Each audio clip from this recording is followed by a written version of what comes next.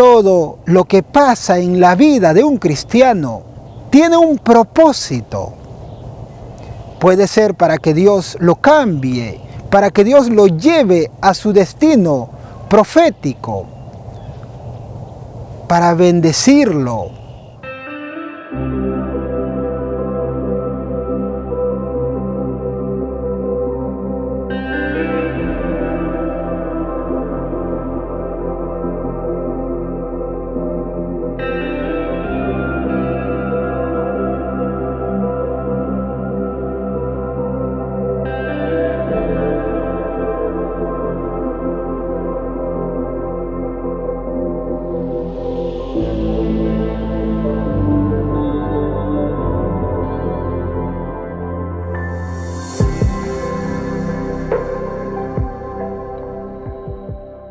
Me es un privilegio nuevamente poder compartirles una palabra de parte de Dios con el nombre del mensaje.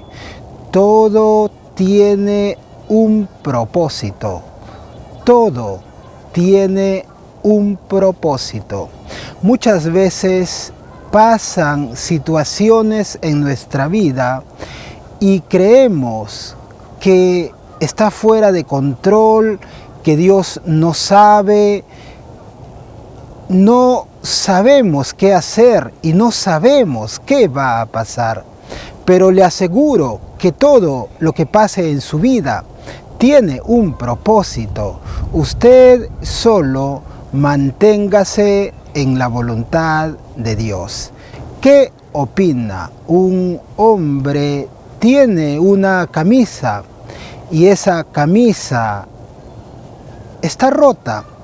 Este hombre es un predicador, pero Dios está permitiendo que este hombre viva en esos momentos esa situación. Puede ser por muchas razones, porque Dios puede estar tratando alguna área de su vida. Puede ser que este hombre tiene tendencia a la vanidad o a la avaricia y Dios usa esa situación para poder cambiar su forma de ser. Un hombre tiene un buen trabajo y este hombre pierde su trabajo. Y este hombre sale de su trabajo triste y no sabe qué hacer. Se va por el centro de su ciudad y se da cuenta que hay muchas personas mendigas que no tienen qué comer, que no tienen ropa, que no tienen casa. Y él camina por varias horas y él dice y piensa: si yo no hubiera perdido mi trabajo, no hubiera podido venir por el centro de la ciudad, porque este hombre para ir a su trabajo tomaba otra ruta y no tenía tiempo para ir en ese momento a la ciudad. Pero él, al perder su trabajo, pudo ver esas situaciones, pudo ver lo que pasaba. Ahora entiende. Así también muchas veces pasan situaciones en nuestra vida, pero recuerde, son con un propósito.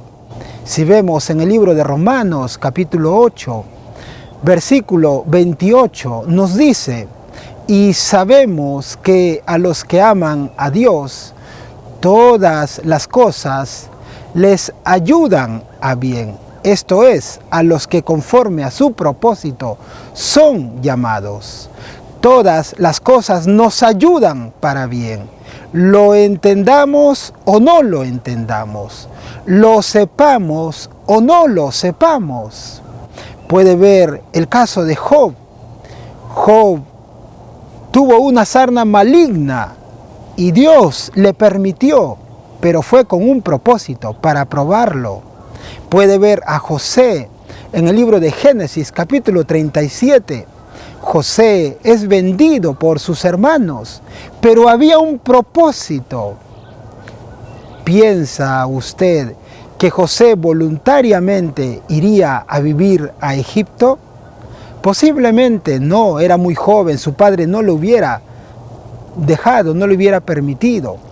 Dios tuvo que crear situaciones aún fuera del control de José y de su padre, pero había un propósito. En el libro de 2 de Corintios, capítulo 12, versículo del 7 al 9, dice así: y para que la grandeza de las revelaciones no me exaltase desmedidamente, me fue dado un aguijón en mi carne, un mensajero de Satanás, que me abofetee, para que no me enaltezca sobremanera, respecto a lo cual 3 veces he rogado al Señor que lo quite de mí, y me ha dicho: bástate mi gracia, porque mi poder se perfecciona en la debilidad.